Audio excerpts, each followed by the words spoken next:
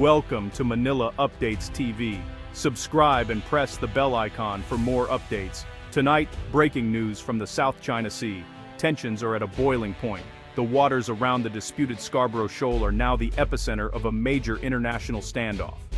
Philippine naval vessels are conducting military drills, directly challenging China's expansive claims. The world is watching, knowing that what happens here could have global consequences.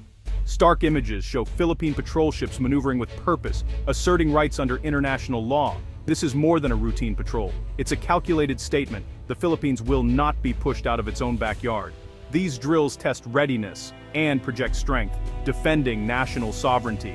Manila's move is the latest in a series of increasingly assertive actions, responding to years of what it calls Chinese aggression. Chinese vessels have blocked Filipino fishermen from traditional grounds, fueling domestic pressure to push back. Today, February 12, 2026, marks a pivotal moment in this geopolitical chess match. Beijing's reaction has been swift. Chinese officials condemn the drills as a serious provocation. The Chinese Coast Guard and maritime militia are shadowing Philippine vessels, creating a dangerous cat-and-mouse game. A single miscalculation could spark a flashpoint. The stakes: national pride, economic resources, and the rules that govern our oceans. The question: how far will both sides go? The world holds its breath as the standoff intensifies. The next move could change the region and the world. The Philippine military's maneuvers signal a bold new strategy. Manila has shifted from quiet diplomacy to active assertion, deploying key Navy and Coast Guard assets near Scarborough Shoal. These exercises focus on maritime awareness and interagency coordination, but their real aim is to establish a visible, consistent Philippine presence. By escorting fishing boats and maintaining patrols, the Coast Guard seeks to restore access for Filipino fishermen, long harassed by Chinese vessels.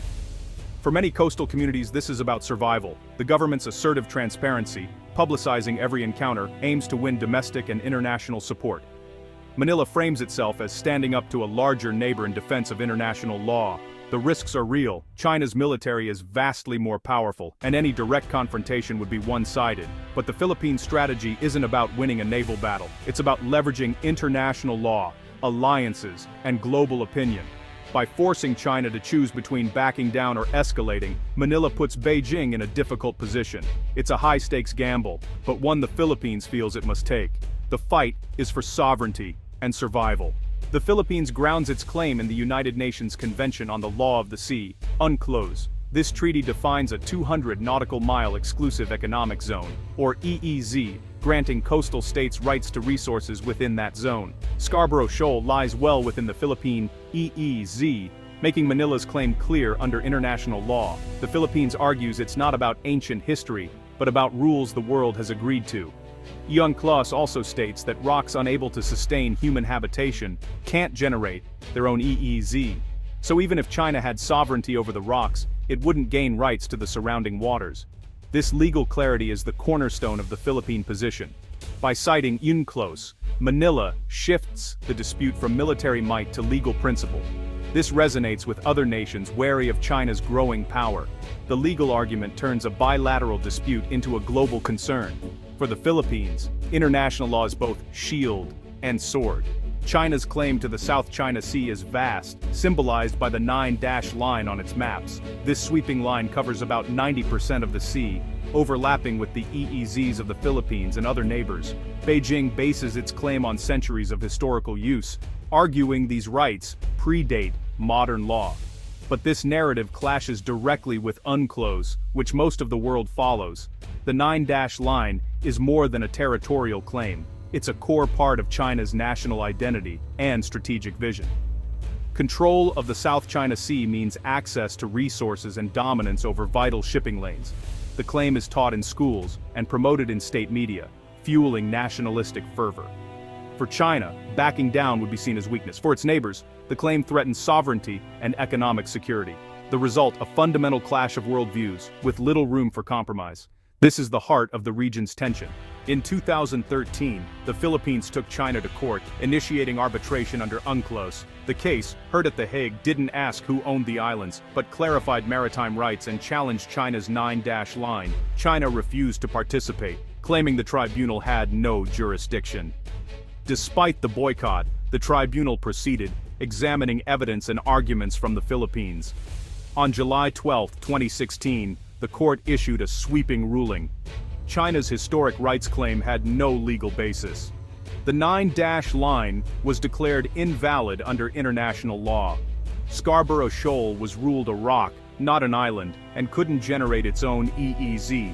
The tribunal found China had violated Philippine rights by interfering with fishing and exploration. For the Philippines, it was a legal victory. For China, the ruling was rejected as null and void. The decision affirmed UNCLOS principles, but enforcement was impossible. The legal win became a diplomatic tool, but the reality on the water remained unchanged. The standoff continues, shaped by law, but defined by power.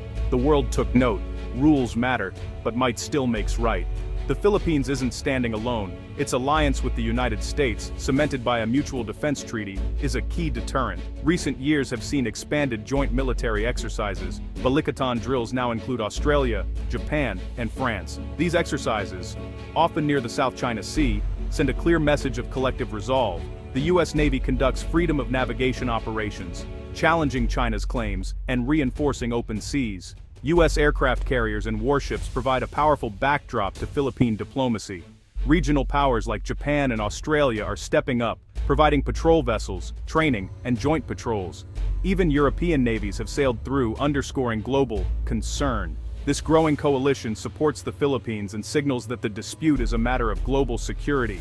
The message: the South China Sea is not just a local issue. The world is watching and ready to act. The stakes are higher than ever. China has responded with anger and defiance. Beijing accuses the Philippines of being a pawn for external forces, blaming the U.S. and its allies for militarizing the region. In response, China has ramped up its military and paramilitary presence. Navy, Coast Guard and maritime militia now swarm Scarborough Shoal. Chinese vessels, often larger and more numerous, act assertively to enforce Beijing's claims. The maritime militia, disguised as fishing boats, forms blockades and intimidates rivals. China employs gray zone tactics, water cannons, close shadowing, and even lasers to harass Philippine vessels. These actions fall just short of war, aiming to exhaust and intimidate without triggering a military response. Diplomatically, China pressures neighbors to stay neutral and promotes a vision of Asian solutions without U.S. involvement. This mix of military pressure and diplomatic maneuvering is China's core strategy. The standoff is as much about narrative as it is about territory. The waters around Scarborough Shoal are now a stage for dangerous confrontations. Chinese Coast Guard uses water cannons to block Philippine supply boats, risking damage and injury. Reckless maneuvering leads to near collisions. One wrong move could spark disaster. The Philippine Coast Guard releases footage of these tense moments, highlighting the risks. In 2025, a Chinese ship used a military-grade laser, temporarily blinding Filipino crew, an alarming escalation. These incidents are part of a pattern: harassment, intimidation, and overwhelming presence. The Chinese maritime militia forms blockades, preventing Filipino boats from reaching the shoal. Ostensibly civilian, these vessels operate under military direction, giving China deniability. For Filipino sailors and fishermen, it's a daily struggle against overwhelming odds. The power imbalance is stark, and the danger is real. Scarborough Shoal may look insignificant, but its value is immense. The lagoon is a rich fishing ground, vital for food security in the Philippines and beyond. Control means access to fish stocks and potentially vast reserves of oil and natural gas beneath the seabed. For the Philippines, developing these resources is a matter of economic survival. For China, securing energy and food resources is a strategic priority. The shoal's location is critical. It sits astride major shipping lanes, through which trillions in trade flow. A military outpost here would extend China's reach, threatening Philippine and U.S. interests. For Manila and its allies, preventing Chinese control is essential to regional security. A Chinese base would complete a strategic triangle, giving Beijing dominance over the South China Sea. The struggle is about more than fish or oil. It's about the future security architecture of the Indo-Pacific. The fate of this small shoal could shape the balance of power in Asia. That's why the world is watching so closely. The next chapter is still unwritten,